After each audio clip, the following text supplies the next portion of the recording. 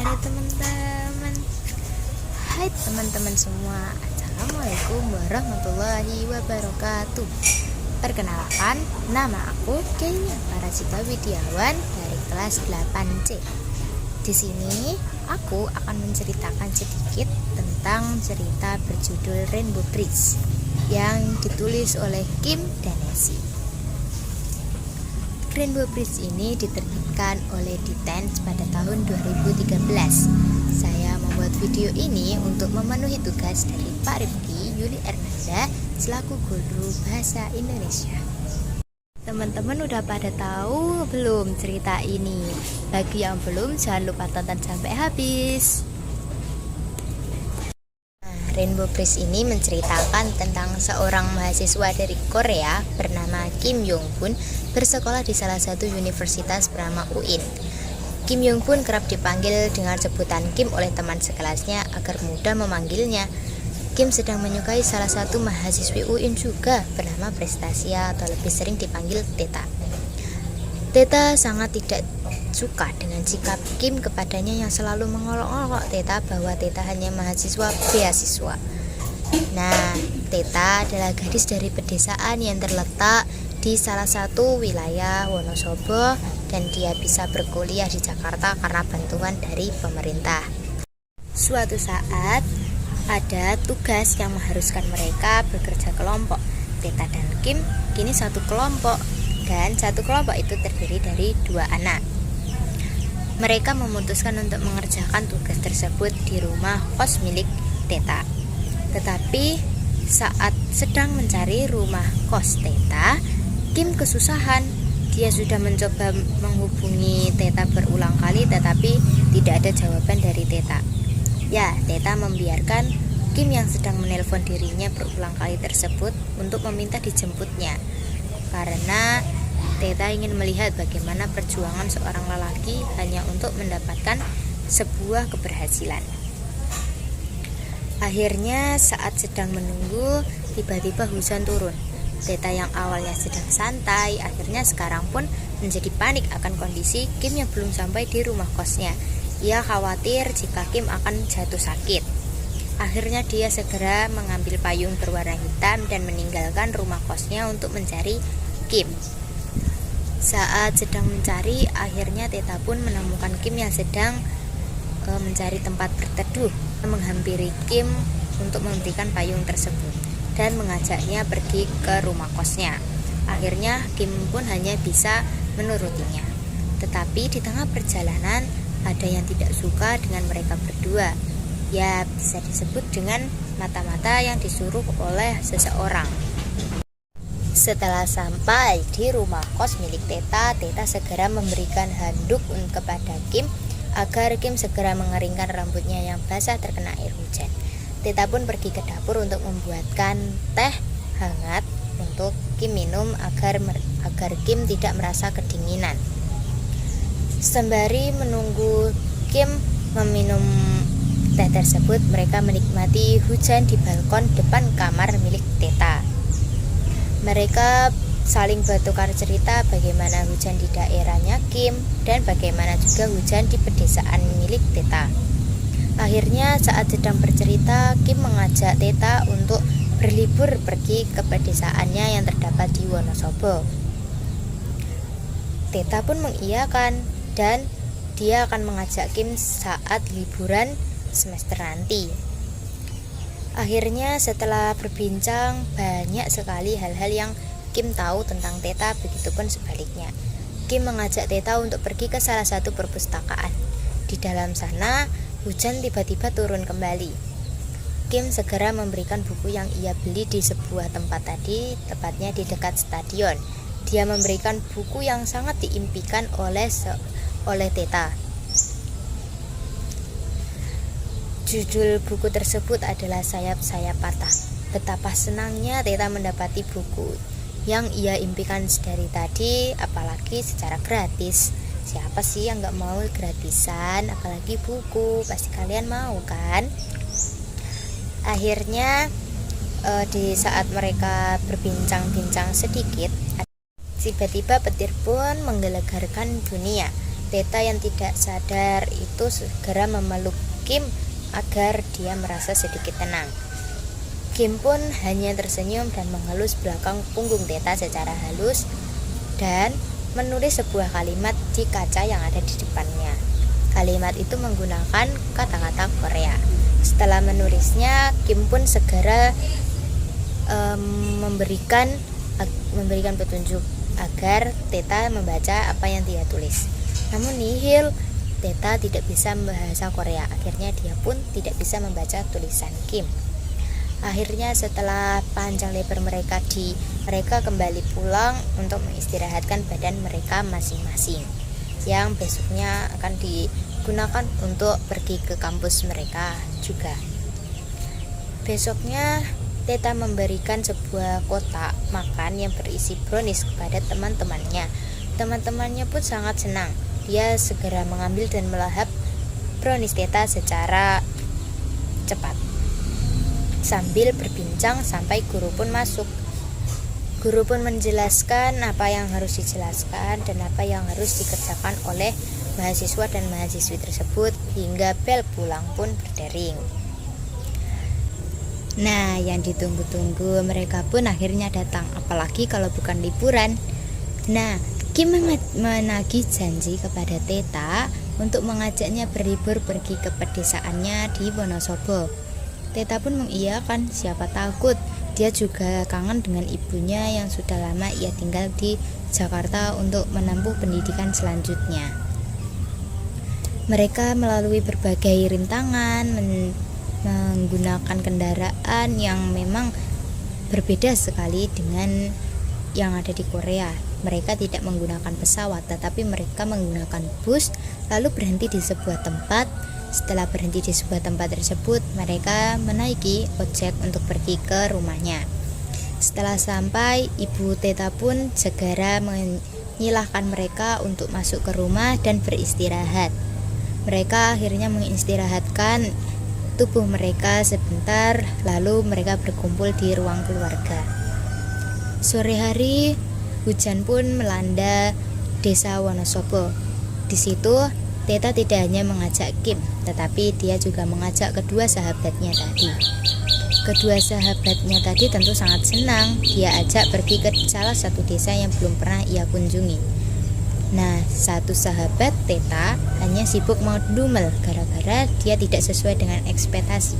Ia kira di Wonosobo akan seperti di puncak, yaitu dingin, enak, nyaman, tetapi ekspektasinya terlalu tinggi. Sedangkan sahabat Teta satu lagi ngapain? Nah, sahabat Teta satu lagi sibuk memakan makanan khas Wonosobo yang disediakan oleh ibu Teta. Kim yang sedari tadi mencari ide apa yang harus ia lakukan karena ia benar-benar sangat gabut sekali. Ia akhirnya mengajak mereka semua untuk bermain hujan-hujanan, karena ia kebetulan juga teringat bahwa hujan di desa Wonosobo pun berbeda dengan semua untuk bermain hujan-hujanan. Karena ia kebetulan juga teringat bahwa hujan di desa Wonosobo pun berbeda dengan hujan yang ada di Jakarta. Teta mengiyakan, sedangkan kedua sahabatnya masih saling berembung, bahkan sampai berdebat. Akhirnya setelah debat yang lumayan lama, mereka pun setuju dengan ide yang diberikan Kim. Tanpa lama-lama mereka langsung menuju rumah belakang atau mereka langsung menuju halaman belakang rumah Teta untuk bermain hujan-hujanan. Teta berlari mengejar sahabat-sahabatnya itu termasuk Kim. Saat sedang berlari tiba-tiba petir pun terdengar kembali. Teta yang terkejut akan hal itu, ia segera mendekati salah satu pohon dan memegang kedua telinganya. Kim yang melihat hal itu spontan langsung menghampiri Teta yang sedang sepertinya terlihat ketakutan. Dia menepuk bahu Teta, lalu mengajaknya berbicara ada apa dengan Teta sebelumnya. Nah, Teta yang sedang ditepuk bahunya itu pun terkejut. Ia mendongakkan kepala untuk melihat siapa yang mendekati dirinya saat dia sedang takut. Dia melihat Kim. Dia langsung memeluk Kim dan menangis jadi-jadinya. Kim pun bingung kenapa ia berada di pelukannya menangis. Dia menenangkan Teta agar Teta sedikit tenang, lalu mungkin dia bisa cerita ada apa dengannya. Setelah sedikit tenang, benar saja Teta bercerita kepada Kim apa yang telah dilaluinya. Kim pun hanya terkekeh karena ia mengingat sebuah perkataan Teta yang katanya dia anti takut sama petir. Tapi apa sekarang? Dia malah menangis ketakutan dikarenakan petir yang tiba-tiba datang. Nah, saat hujan turun itu pun Teta yang sadar akan dia berada di pelukan Kim, dia langsung melepaskan Kim. Tetapi Kim yang sedari tadi termenung seperti sedang memikirkan sesuatu, ia akhirnya dengan berani mengungkapkan perasaan hatinya. Ternyata Kim selama ini menyukai Teta, begitupun sebaliknya Teta juga menyukai Kim. Di bawah hujan, tepatnya di desa Wonosobo, mereka akhirnya menjadi sebuah pasangan atau sebuah pacaran. Liburan pun telah selesai, mereka semua kembali memasuki kampus yang merupakan tempat belajar. Tapi apa sekarang? Dia malah menangis ketakutan dikarenakan petir yang tiba-tiba datang. Nah, saat hujan turun itu pun Teta yang sadar akan dia berada di pelukan Kim, dia langsung melepaskan Kim. Tetapi Kim yang sedari tadi termenung seperti sedang memikirkan sesuatu, ia akhirnya dengan berani mengungkapkan perasaan hatinya. Ternyata Kim selama ini menyukai Teta, begitupun sebaliknya Teta juga menyukai Kim. Di bawah hujan, tepatnya di desa Wonosobo, mereka akhirnya menjadi sebuah pasangan atau sebuah pacaran.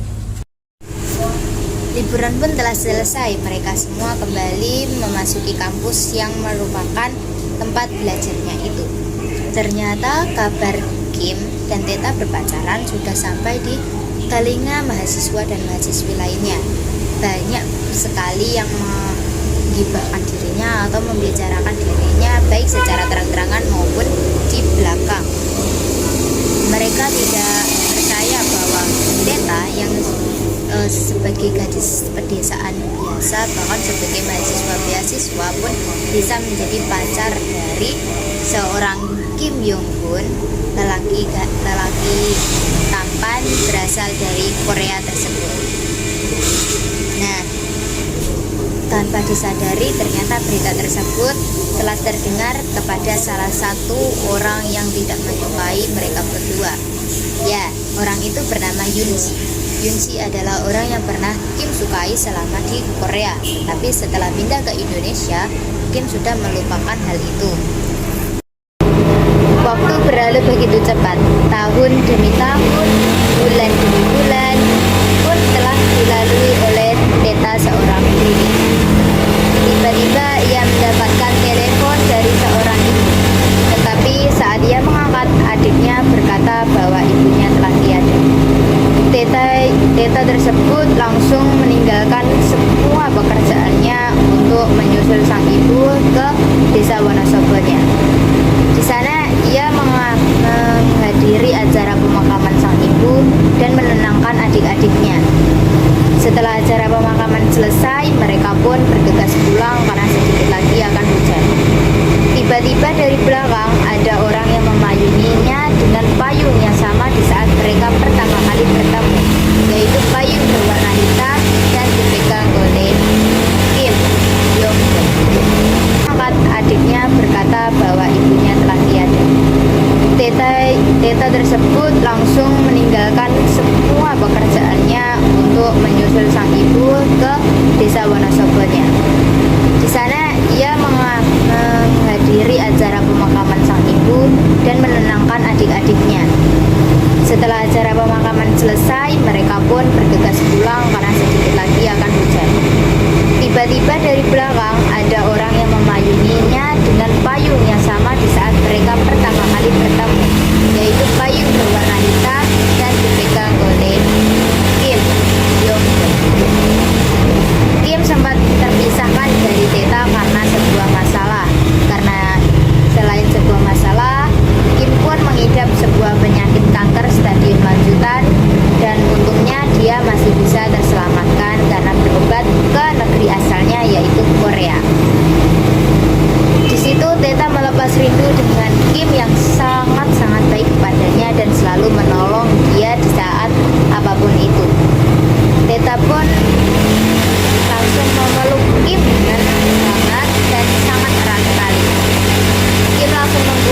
payungnya, dan di sana Teta pun terbingung-bingung. Mengapa dia membuang payungnya? Bukankah ini saatnya hujan? Tetapi ternyata Kim ingin bermain hujan-hujanan dengan Teta. Sedangkan selain ada Kim, ada juga kedua sahabat Teta yang selalu ada di saat Teta senang maupun susah. Di sana mereka menghibur adik-adiknya supaya tidak sedih kembali. Ia mengetahui jika akan hujan turun. Akhirnya mereka berlari-lari mencari